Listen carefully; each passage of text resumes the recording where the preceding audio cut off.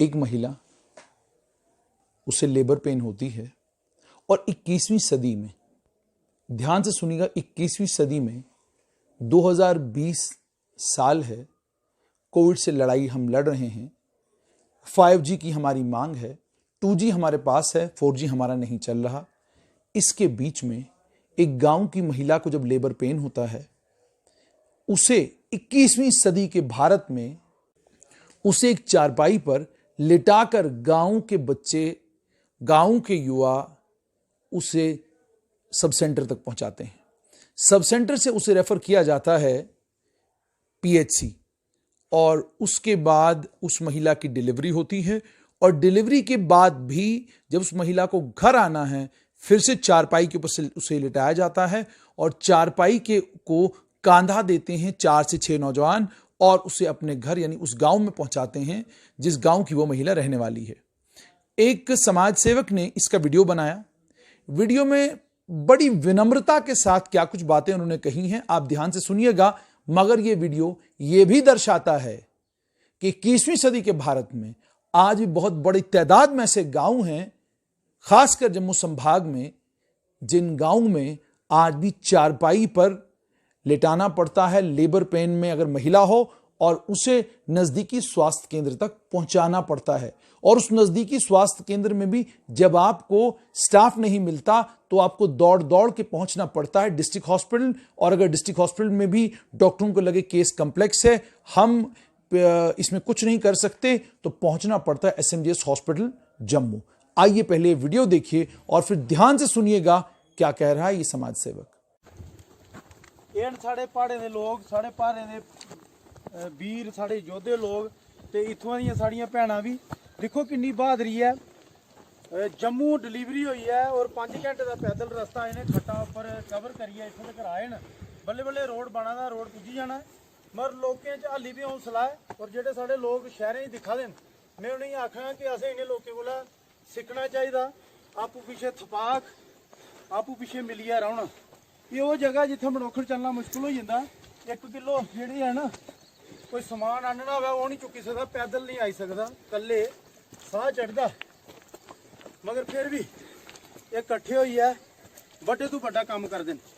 भाई मुबारक इन्हें सारे की और साड़ी इत्थों दी भैनें की।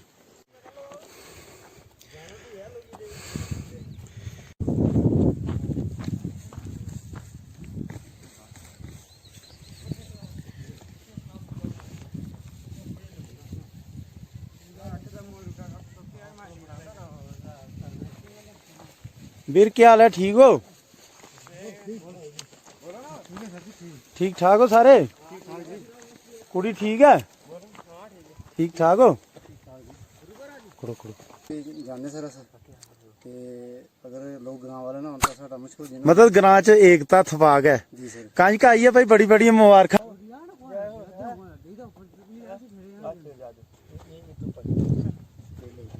मुबारक शाबाश। हियर एट इखनी फार फ्लंग एरिया। ये कल परसों की बात है, 3 बजे हमारे यहाँ लोकल हैं महेंद्र जी, उनकी बीवी को लेबर पेन स्टार्ट हुई। तो हमारी ये जो यूथ है यहाँ का, इन्होंने ये खट का बंदोबस्त चारपाई का किया और रणसू तक इनको ले गए। वहाँ से 108 पे इन्होंने कॉल की और गाड़ी आ गई। रणसू से सुंदर बनी, उन्होंने रेफर कर दिया जम्मू। और आज डिलीवरी हुई है कल कोई 3 बजे की। आज ये यहाँ वापस आए हैं, फिर चारपाई पे हमें आना पड़ता है। वी आर वेरी हैप्पी कि हमारे लोग जो यहाँ हैं, युवा वर्ग है या पुराने बुजुर्ग हैं, उनमें एक एकता है।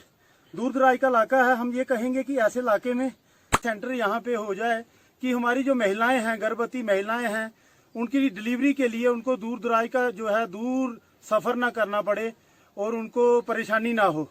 हम यही चाहेंगे कि इखनी में एक सब सेंटर भी हो और उसके साथ साथ जो हमारे ये प्रेग्नेंट वुमेन हैं, उनकी केयर का एक खास बंदोबस्त होना चाहिए।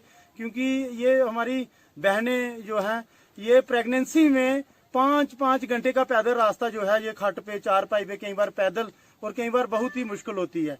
तो we salute all the youth of this area कि जो इकट्ठे हो जाते हैं मुश्किल में और ये अपना काम जो है कर रहे हैं और बहुत ही अच्छा लगा। मैं भी यही मैसेज दूंगा कि हमें एकता होनी चाहिए। जब हमें एकता है तो एकता के साथ हम बड़ा बड़ा काम कर लेंगे। धन्यवाद।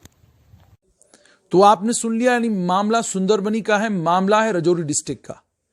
यह मामला रजौरी डिस्ट्रिक्ट का नहीं है, हमने ये दृश्य रामनगर में भी देखे हैं और हमने ये दृश्य डोडा डिस्ट्रिक्ट के अलग अलग इलाकों में भी देखे हैं, किश्तवाड़ डिस्ट्रिक्ट के भी पहाड़ी इलाकों में हमने ये दृश्य देखे हैं, हमने माहौर, चसाना और उसके ऊपर वाले इलाकों में भी ये सब तस्वीरें देखी हैं।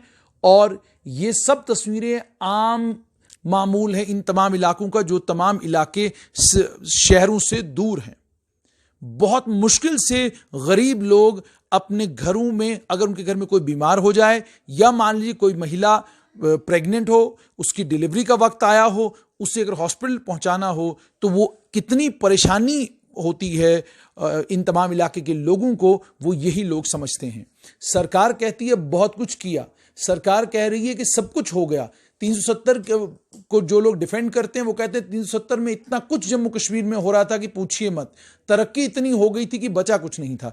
लेकिन हकीकत यह है कि आज भी, आज के 21वीं सदी के भारत में, अगर आपका कोविड पेशेंट, मैं कोविड की बात इसलिए कर रहा हूं क्योंकि इस वक्त कोरोना वायरस इन्फेक्शन आप लोगों के जहनों में है, तो एक पिक्चर अपने ध्यान में लाइए कि अगर गवर्नमेंट मेडिकल कॉलेज डोडा, गवर्नमेंट मेडिकल कॉलेज रजौरी, किसी भी जगह पर कोई भी कोविड का पेशेंट क्रिटिकल होता है तो उसे दौड़ दौड़ कर सीडी हॉस्पिटल जम्मू पहुंचना पड़ता है या गवर्नमेंट मेडिकल कॉलेज के आइसोलेशन वार्ड तक उसको पहुंचाना पड़ता है, वहां जाकर उसका इलाज होगा। बाकी किसी भी जगह कोविड के क्रिटिकल पेशेंट का इलाज नहीं है। यह दर्शाता है, ये दिखाता है कि 370 ने जम्मू कश्मीर के लोगों को तरक्की के नाम पर क्या कुछ दिया। अब बहुत सारे लोग कहेंगे कि जनाब यहां तो 370 हट गया, बिहार में कौन सी तरक्की है, यूपी में कौन सी तरक्की है, फलां स्टेट में कौन सी तरक्की है। सवाल यह है कि इन सभी स्टेटों का कोई स्पेशल स्टेटस नहीं था, इस स्टेट का स्पेशल स्टेटस था। इस स्टेट के पास 370 था, इस स्टेट के पास अपना संविधान था। अपना संविधान होने का मतलब यह कि आप अगर केंद्र सरकार से एक अच्छा अस्पताल मांगते, केंद्र सरकार मना नहीं करती। अच्छी यूनिवर्सिटी मांगते, केंद्र सरकार कभी मना नहीं करती, क्योंकि बेसिक सुविधाएं लोगों तक पहुंचाना यह हर सरकार की प्राथमिकता रही है। लेकिन अगर 370 के होते हुए ये तमाम चीजें मुमकिन नहीं हो पाई कि आपके पास एक बढ़िया हॉस्पिटल नहीं, और आज के 21वीं सदी के जम्मू कश्मीर में भी आज भी आपको कांधे पर उठाकर पेशेंट को हॉस्पिटल लाना पड़ता है। चारपाई आज भी आपके लिए जरूरी है कि चारपाई के ऊपर आप अपने मरीज को कई किलोमीटर ट्रैवल करने के बाद, तय करने के बाद आप उसको हॉस्पिटल या पीएचसी पहुंचाते हैं। तो यह दर्शाता है कि 370 का नगाड़ा बजाने वाले सिर्फ इसलिए वो नगाड़ा बजाते हैं क्योंकि उससे उनकी सियासत जिंदा थी। वो असल में 370 उनकी सियासी जिंदगी था और 370 ने यह इंश्योर किया था कि इनके अलग अलग कॉन्स्टिट्यूएंसीज में कभी कोई प्रतिद्वंद्वी, कभी कोई अपोनेंट खड़ा न हो पाए। ठीक है जी, हो सकता है इसकी बहुत सारी कॉनोटेशंस निकले, लेकिन यह तस्वीर दर्दनाक है, यह तस्वीर परेशान करने वाली है, यह तस्वीर आपको झिंझोड़ने वाली है। सोचिए, एक पेशेंट, मान लीजिए दिल का मरीज है, अगर वो किसी गांव में बीमार हो जाए, आधे घंटे के अंदर उसका मेडिकल कॉलेज पहुंचना, मेडिकल कॉलेज के कार्डियोलॉजी वार्ड में पहुंचना बहुत ज्यादा जरूरी है, आईसीयू तक उसको पहुंचाना बहुत ज्यादा जरूरी है। कहां है आपके आईसीयू? आपका अगर डोडा में पेशेंट क्रिटिकल होता है, आपको उस पेशेंट को एंजियोग्राफी और एंजियोप्लास्टी के लिए रातों रात यहां से गवर्नमेंट मेडिकल कॉलेज और सुपर स्पेशलिटी हॉस्पिटल भेजना पड़ता है, या नारायणिया हॉस्पिटल ककरियाल भेजना पड़ता है, या यहां से पेशेंट को भाग भाग कर कश्मीर पहुंचना पड़ता है। फिर वो उसका मुकद्दर है कि अगर वो 3 घंटों 4 घंटों, और अगर रास्ता बंद हो तो 7-8 घंटों तक बच जाए, तो उसका मुकद्दर, तब जाके डॉक्टर्स को ऑपरेट करते हैं। ये तो हालत है उस जम्मू कश्मीर की, जिस जम्मू कश्मीर में 370 और 35A को गले से अभी भी लगाकर बहुत सारे लोग आहोजारी करना चाहते हैं, रोना चाहते हैं कि जनाब ये खास जो हमें एक स्टेटस मिला था, आपने हमसे ये क्यों छीना। उस खास स्टेटस में अगर आपने ये इंश्योर किया होता कि जम्मू कश्मीर एजुकेशन का हब होता, मेडिकल फैसिलिटीज का हब होता, जम्मू कश्मीर में दूर दराज के इलाकों से देश भर से लोग सिर्फ इसलिए आते कि यहां बेस्ट मेडिकल फैसिलिटीज हैं, यहां बेस्ट एजुकेशन के एवेन्यूज हैं, तो तब जाके हम ये कहते कि वाकई 370 जो स्पेशल स्टेटस है वो जम्मू कश्मीर के लिए खास था। ये तस्वीरें जो हमने आपको दिखाई हैं, आप इन तस्वीरों को देखिए। अगर आपके पास ऐसी कोई तस्वीर है, ऐसा कोई वीडियो है, हमारे साथ शेयर कीजिए ताकि हम सरकार तक पहुंचाएं और सरकार को यह कहें कि अब आपकी प्राथमिकता गवर्नमेंट मेडिकल कॉलेजों में सुपर स्पेशलिटीज को ऑपरेशनलाइज करना होना चाहिए। आपका काम इंफ्रास्ट्रक्चर बिल्डिंग होना चाहिए। आपका काम बेस्ट डॉक्टर्स को डोर स्टेप्स पर अवेलेबल करना होना चाहिए। और छोड़ दीजिए नौकरियों को लोगों में इसलिए बांटना ताकि लोगों को रोजगार का साधन मिले।